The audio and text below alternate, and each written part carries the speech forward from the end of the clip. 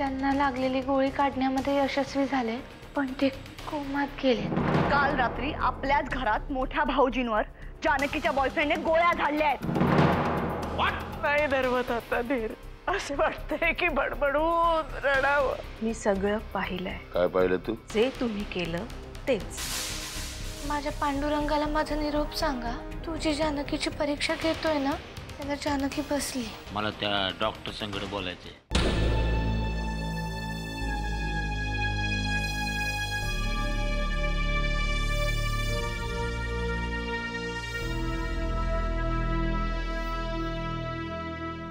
जानकी, हे सगळं काय कसं? मला आईला म्हणाली, मला काही कल्पना न। दादा कुठे?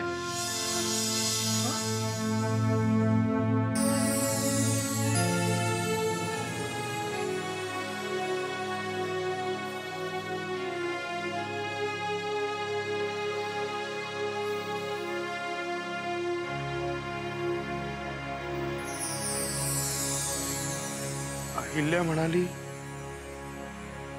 राजननी दादावर गोळ्या झाडल्या।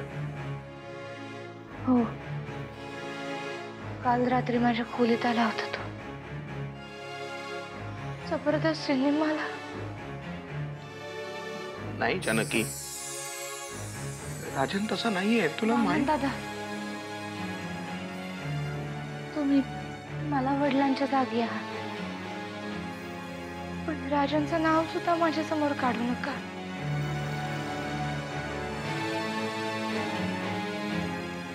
हे बघ, नाव काढायला तो आता राहायलाय कुठे? गेला याचं दुःख मला सुद्धा आहे, पण जे वाईट हे तो घेऊन तो माझ्या खोलीत आला होता, त्याचा शेवट असाच होणार ना। त्याला आपण काय करणार? मी त्याच्याशी नीट बोलत होते, पण तो। शांत हो, शांत हो। मी समजू शकतो तुला। मला काय वाटतंय ना, ते कोणीच नाही समजू शकत। माझ्यामुळे यांच्या जीवाला धोका आहे। मला काय वाटतंय, मला काय होतंय हे फक्त मला माहिती।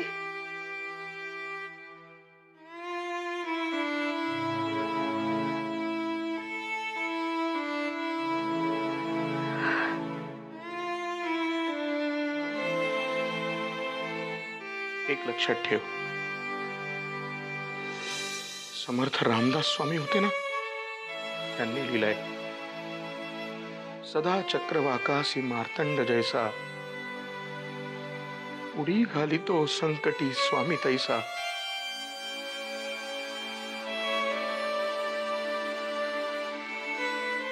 म्हणजे चक्रवाक नावाचा एक पक्षी असतो।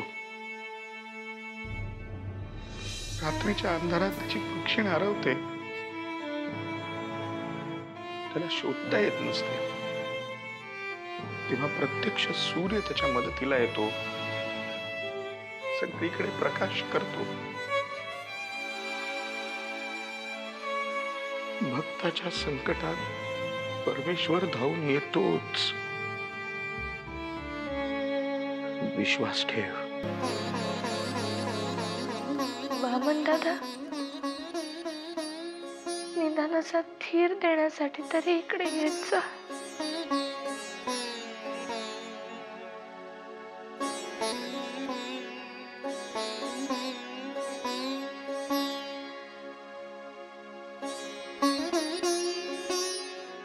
मना पाविजे सर्व ही सुख जेथे, अति आदरे ठेविजे लक्ष तेथे। विवेके पुढी कल्पना पालटीजे, मना सज्जना राघवे वस्ती कीजे।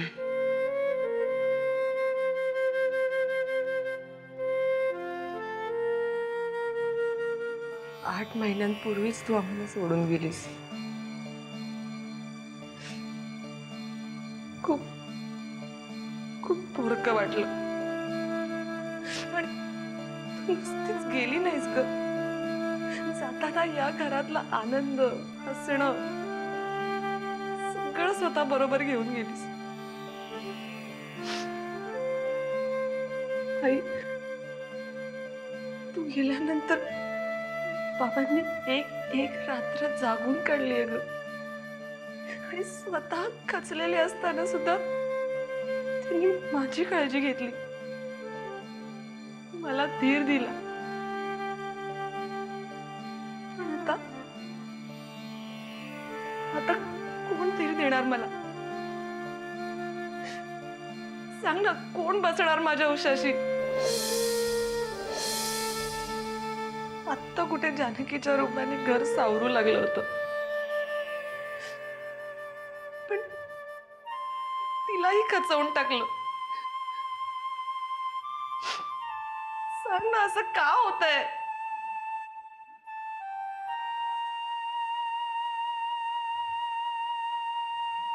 अमृताताई, काय बोलते तुझ्या आईशी? तुझी आई बोलते का तुझ्याशी? मी असं ऐकलंय की देवाघरी गेलेली माणसं कधी कधी बोलतात आपल्या माणसांशी. नाही रे, बोलत असती तर ती खूप बोलली असती अरे माझ्याशी. मीच तिच्याशी बोलून स्वतःचं समाधान करून घेते.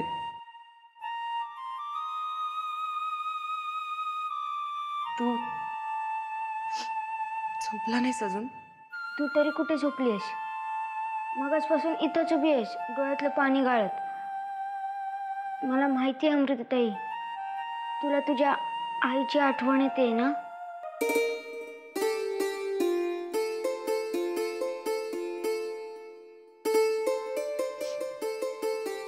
अरे, काही दिवसांपूर्वीच ती मला सोडून गेली.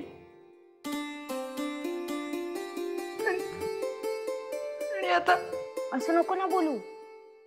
काय नाही होणार भाऊजींना. आई शपथ, हा माझा शब्द आहे. काय नाही होणार भाऊजींना.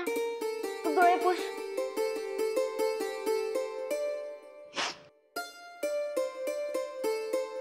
नाही रडणार. अमृताताई, मला आपल्या डॉक्टरांचा नंबर दे ना, जे आपल्या भाऊजींना बघतायत.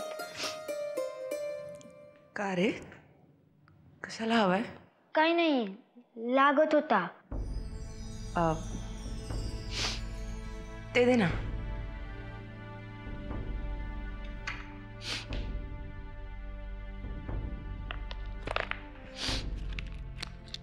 कोणाला हवाय? परशुराम साहेबांना हवा होता. त्यांना काहीतरी काम होतं. परशु काकाला? हां. त्याला कशाला हवाय? तो काय करणार आहे? पण तुम्ही द्या ना नंबर.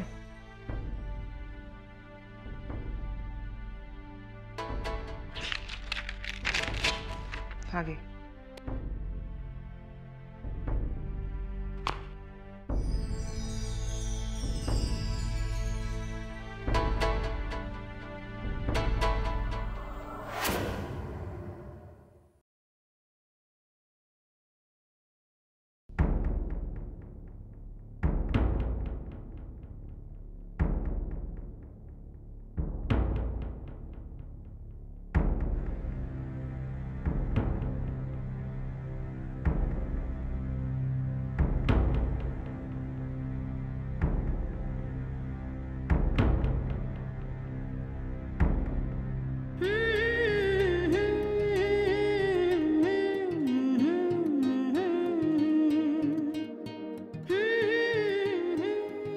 माझी पोर तुम्हाला त्रास तर देत नाही ना?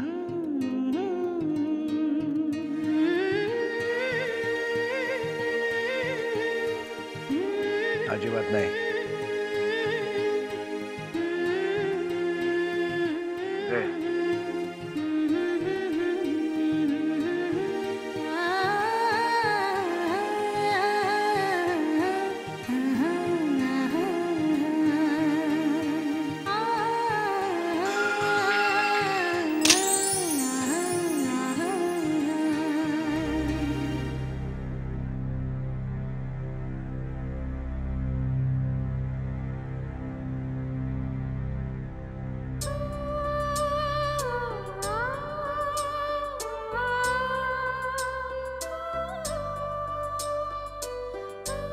जानकी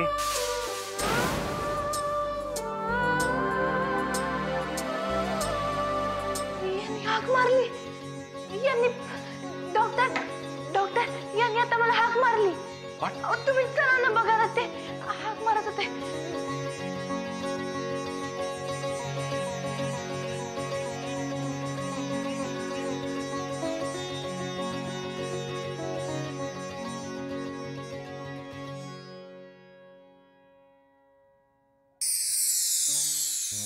मिसेस किल्लेदार,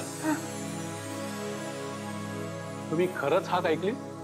हा, मी तिथे दाराला टेकून उभी होते. माझा डोळा लागला तर यांच्या हाकेमुळे जाग आली मला. I C. मिसेस किल्लेदार, तुम्हाला विश्रांतीची गरज आहे. मी तुमची झोप न झाल्यामुळे तुम्हाला हे असे भास होते. आणि साहेबांनी खरंच जर का हाक मारली असती ना, तरी काचेतून ती तुम्हाला ऐकू आली नसती. सो प्लीज तुम्ही आराम करा. येतो मी.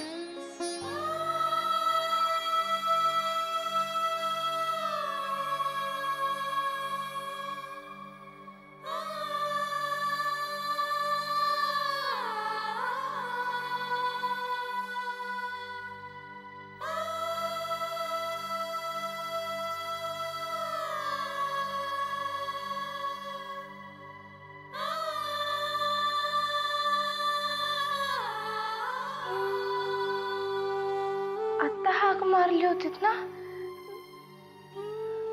ते नाही म्हणते. मग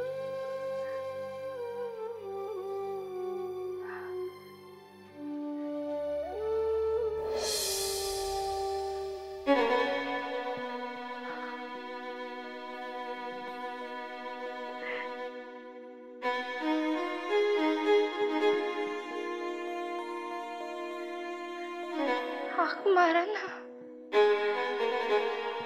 कधी बोलणार माझ्याशी? काहीतरी बोला ना.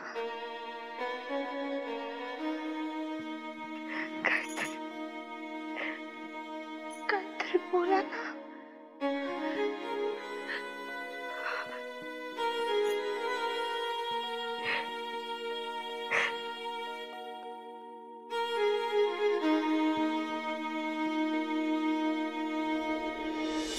नरसिंहराव साहेब,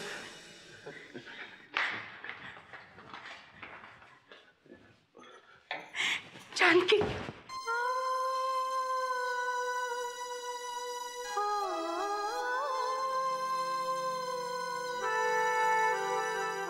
कसे आहेत जावई बापू?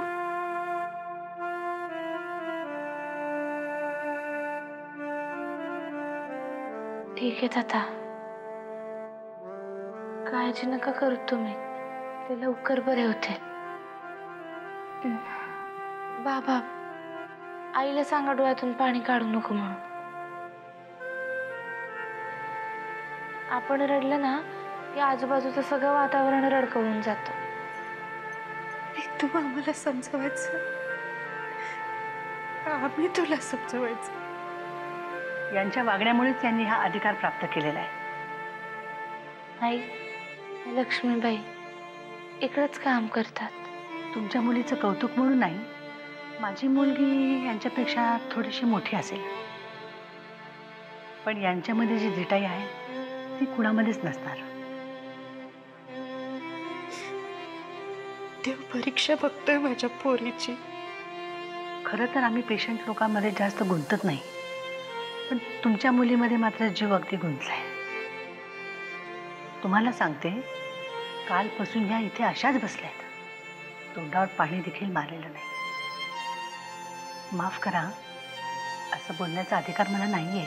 नाही, असं काय बोलताय मावशी? आता कसं मावशी म्हणालात ना मला, आता माझं म्हणणं ऐकलं पाहिजे. माझं क्वार्टर मागेच आहे. थोड्या वेळ चला, निदान हातपाय तोंड तरी धुवून घ्या. चला ना थोड्या वेळ. आईसाहेब, तुम्ही सांगा ना जरा समजावून यांना. अगं, यांना सोडून कशी जाऊ? ते एवढं म्हणतायत तर जा ना. पण इथं कोण थांबेल? जा तू. काही बी काळजी करू नकस. मी आहोत ना. जा तू.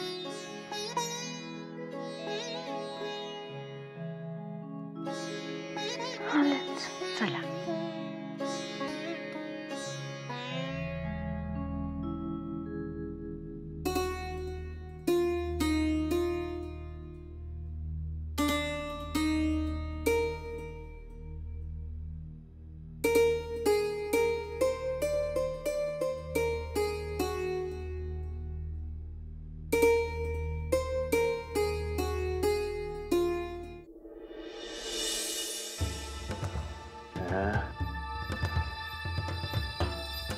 काय झालं काय दादाचं अजून गचकत नाही म्हणजे काय एवढा चिवट निघाला का डॉक्टर हुशार निघाला मायला नाही असं असेल ते डॉक्टर माडे आंबीस लोक आहेत म्हणजे दादा गचकला असेल मुद्दामून बातमी लपवून ठेवले पैसे उकळण्यासाठी कोणच लावा त्याला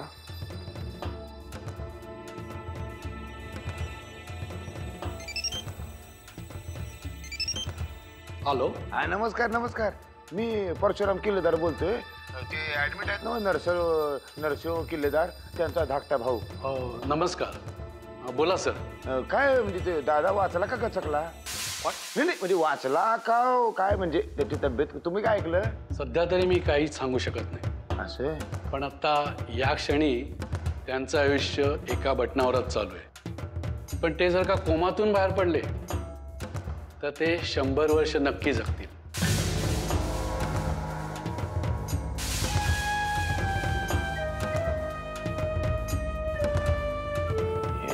त्या डॉक्टरच्या मला म्हणतो कॉमातनं बाहेर आला तर मला 100 वर्ष जगेल म्हणजे आमची अनवटी जमिनीलाच टाकायची होणार कधी आम्ही किल्लेदारांचे वारसदार नाही असं नाही होता कामा कॉमातनं बाहेर येताच कामा नाही.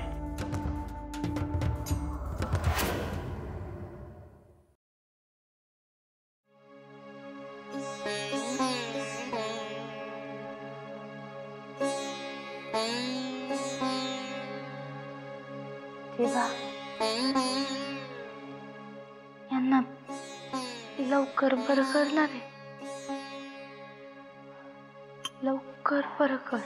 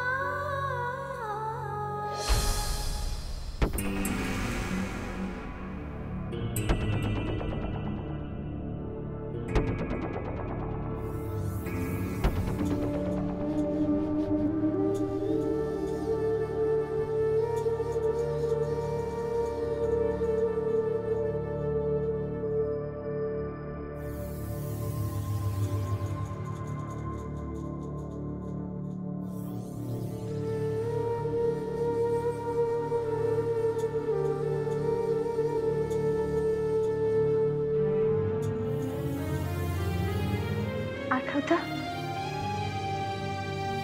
एकदा घाटावरती चुकून कुंकवाने माझं कपाळ भरलं होतं.